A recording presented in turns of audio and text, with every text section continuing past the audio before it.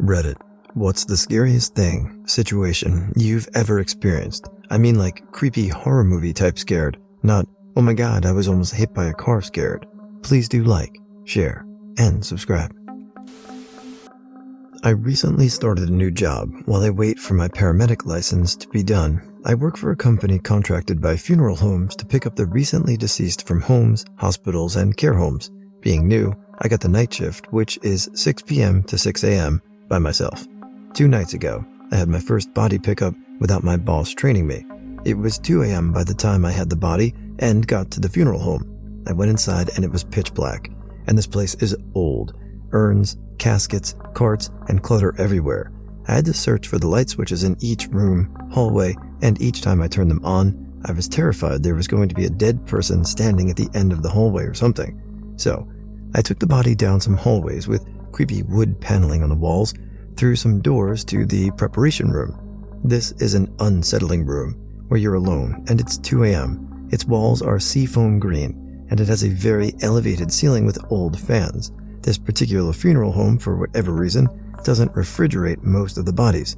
That night there were 3 bodies, all prepped, dressed, and ready to go, laying on the tables. When I take a body in, I have to brush cream on their face. I'm guessing to help preserve a more natural appearance and make it easier for the embalmer. After the cream is on, I take a piece of cloth and place it over their face. Now, this lady apparently had passed quite a long time ago, so there was some rigor mortis. She was in a bit of an odd position because I found her sort of on her side in her bed. Her head was turned to the side and her arm was raised up sort of over her stomach, so I had a hard time getting the cloth to cover her face without falling off. It's only about 10 by 10 inches. Now, I know just to be forceful and just break the rigor, but I was scared to twist her head off or something. So, after I finished prepping her for the embalmer, I went to do some paperwork at the desk over by the door. The desk was probably a good 30 feet away from the table I had put her on. I had my back turned when all of a sudden I heard a thud. I turned around and saw that her arm had fallen down and was half dangling off the table, and the cloth had fallen off her face. She was staring right at me. There was an excess cream that got caught around her eyes, so it looked like she had bright, piercing white eyes. I wish I could have seen my face. It may not seem that scary, but it was only my 3rd day, and I hadn't even seen 10 dead bodies yet. Roughly every month or so for the past 5 or 6 years I have a dream that will stay in my memory for being vivid, lucid, horrible, and disturbing to the point that I can't close my eyes when I wash my face. It starts as a dream and gets worse and worse, and ends up with sleep paralysis and hallucinations I wish would go away forever. I had it again just the other day, and I decided it was time to share it with someone who loves a good horror story. I'm not sure how to start it off, so I'll just start from the beginning of the dream. When it starts, I wake up on the couch in the living room of my old house. I think I'm around 10 years old in the dream based on the pictures on the kitchen wall and in the living room. There's a strange feeling in the air that I still can't quite pin down. I can only describe it as tension. Like when you see a really big rubber band stretched to its limit and the inevitable is just seconds away, or is it? The house seems empty, but I can feel that I'm not alone at home. The front door opens and closes, and curious me walks from the living room and into the kitchen. That's when I start to notice the things that aren't right. All of the pictures on the wall are upside down, and all of the ones of me have the faces blurred out. Everyone else in the pictures has the same dismal look on their face as well, like the old-timey portraits. I make my way through the kitchen to the front door, where our mudroom is. On the west side of the mudroom are the stairs leading to the basement. Our old house has a nasty stone basement, one with cracked walls and dirt floors and water everywhere. Think of the basement from The Messengers. The moment I turn the corner to the mudroom, I notice the walls. Coming from the basement stairs, there's a strange growth all along the walls, branching out like veins. If that isn't bad enough, there's this feeling again, something is horribly wrong. Then I get hit with the realization that someone went into the basement. Of course, since it's a dream, naturally I start to make my way to the basement stairs. The doorway seems to be breathing. I like to call it the mouth of hell in this particular instance. As I make my way down the stairs, a freezing cold falls over everything. I press on. Big mistake. I slowly make my way to the back room in our basement. I was about to say the walk back there was the worst part, but it isn't by a long shot. The walls are pulsating, covered in the growth. I wish I could compare it to something. If you played Dead Space or Silent Hill, think about that. Once I reach the back room of the basement, I would say the nightmare officially starts. She's dead. My mother is dead. I can't recognize mangled and twisted like that, her, but I know it's her. There's nothing I could do. No, she's alive. She's looking at me. She needs help. How do I help? She's reaching for me. What part is her hand? She can't talk, but she's making sounds. The fear in her eyes says it all for her. I can't help though. I'm too afraid. There's too much blood. Sprinting back to the stairs takes far longer than it should. Running in a dream is never that easy, but this time it was far more difficult than it should have been. Once I make it to the stairs, I'm too exhausted to climb them. The light is right there. I could go for help. Yes, I'll go get my dad. He can help. Right after the thought enters my mind, it gets thrown away by a voice so inhuman it sends chills down my spine just to think about it. They're all dead. This is your fault. Why is it my fault? I sit on the stairs and sob for what seems like hours until I see feet at the bottom of the stairs I'm huddled up in.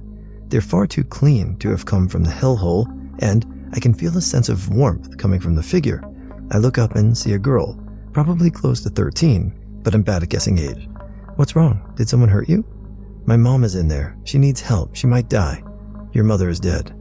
This was enough to push me over. Now it really was hopeless to try anything. It just made me sob harder. Shh, please don't cry. Why? The next thing she said still makes me uncomfortable to the point of making my eyes water. The devil knows your name. Silence. Silence so intense it's almost too loud. Nothing is making any sound. I can only hear the high-pitched drone we all hear when there is no sound. The girl, once pretty, slowly starts to distort. Her face goes from a warm, comforting smile to a grimace, and then a look of utter horror before becoming unnatural. There's no way for me to describe how horrible it is.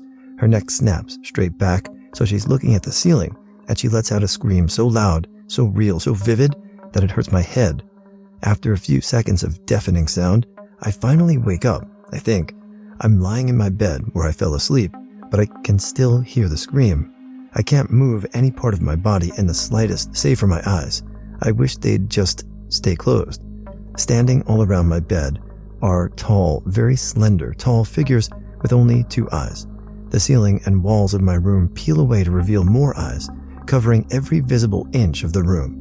A figure very similar to the rest, but somehow different in what seems to be authority, slowly leans down to me until it's inches from my face. Where there was previously no mouth, the flesh begins to tear away and bleed, revealing a twisted, grotesque smile unlike anything I've seen in art or horror movies. With the same rancid, guttural tone I heard in the basement, it says one thing before slowly fading from my vision, and he will never forget it. After a few minutes, I can move again. I want to turn on the light, but I'm too afraid to move.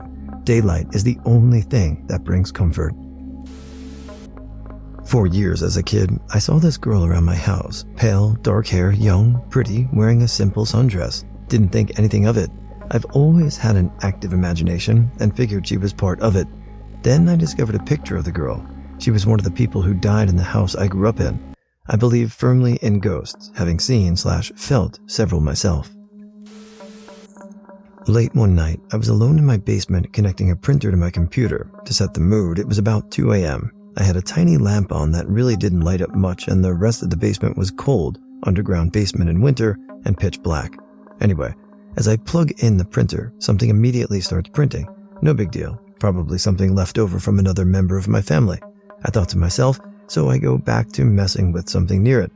I glance over, and as the page starts coming out, I can see that it's a picture, but I can't make out what it is yet. Curiosity gets the better of me, and I go in for a closer look. Slowly, a picture of my mom, and my mom only, that was taken about a month beforehand, starts coming out of the printer. She suddenly passed away just 2 days prior. I remember just staring, frozen at this image, eventually gets spit out onto the table, and having a picture of my mom looking at me. My heart sank more and more as the picture was finally done. I folded up the paper immediately and quickly went to turn on the rest of the lights. It took me a while to get my shit back together. I've never been so freaked out in my life.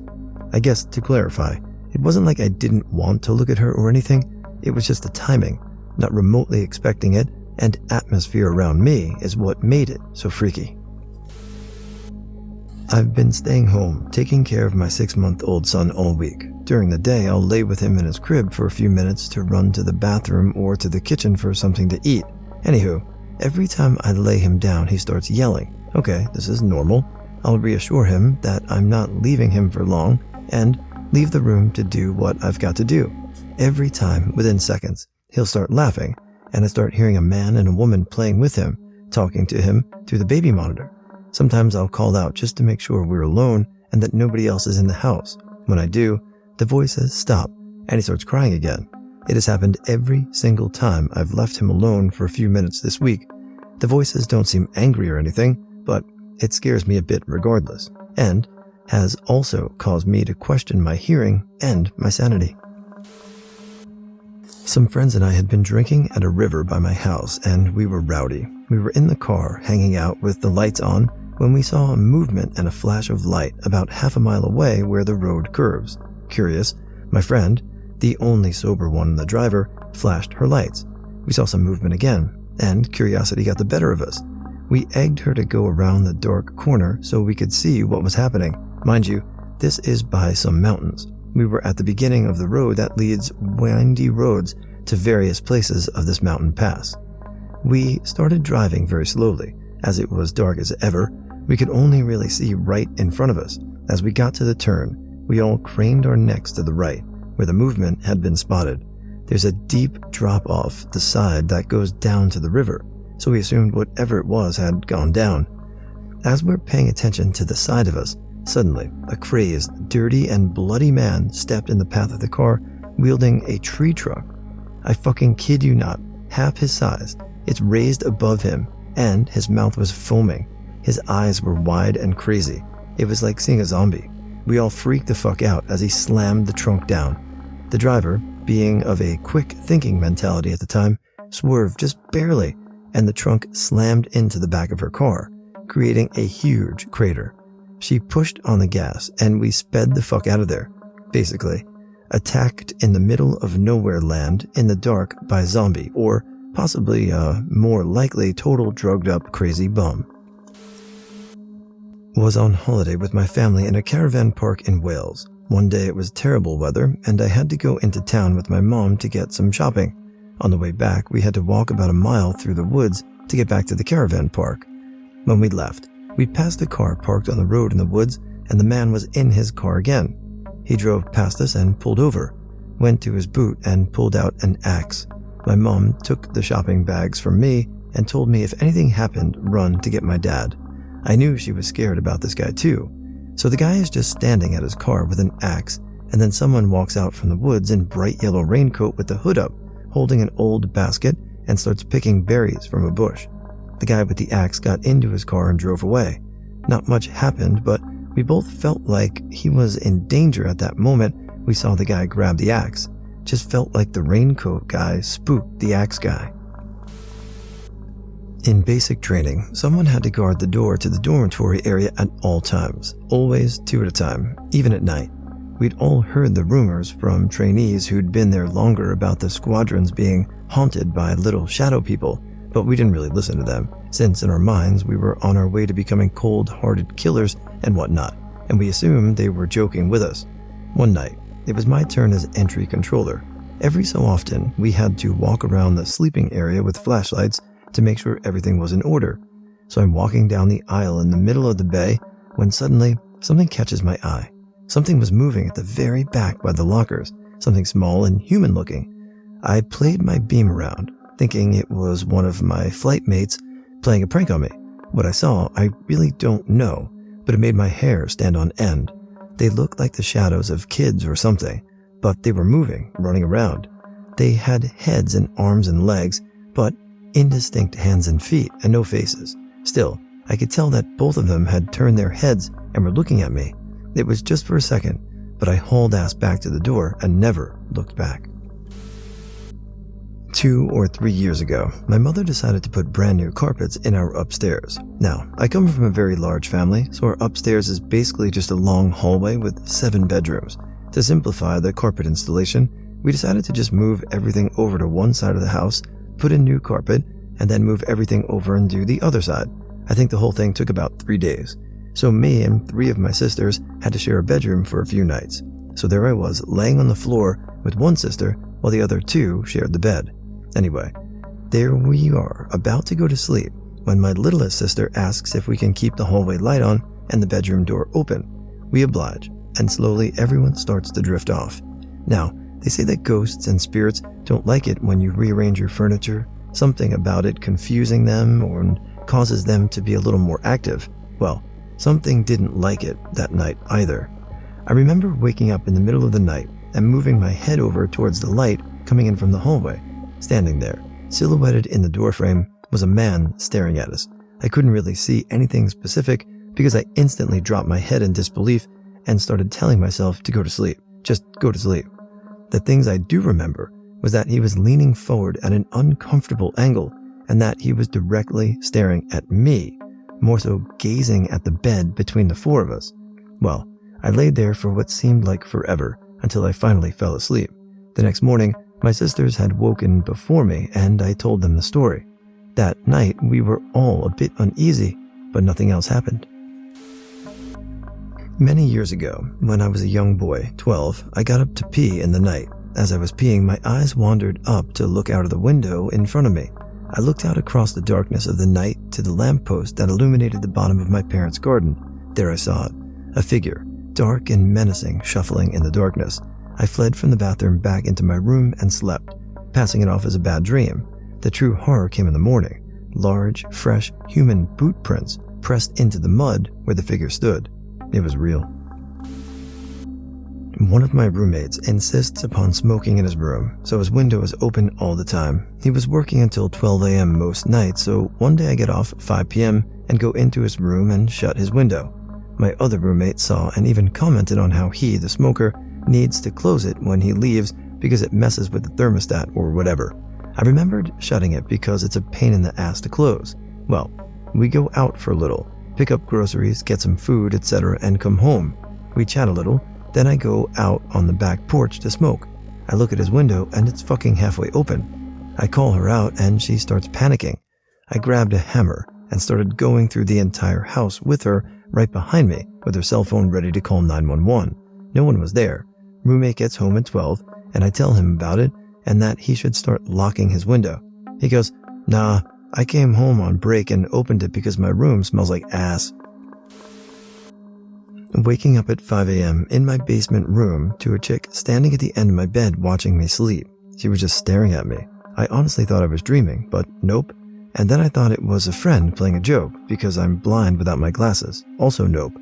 I don't know where she came from, what her name was, but as soon as I said hello, she ran up the stairs and out of the house. Never saw her again and was afraid to sleep in my room for a while. I should add, she walked through one end of the house to the other to go into my room, also stepping over my sleeping brother and dog who were in the living room. I find it odd she ended up in my room and also completely weirded out because I don't know how long she was there.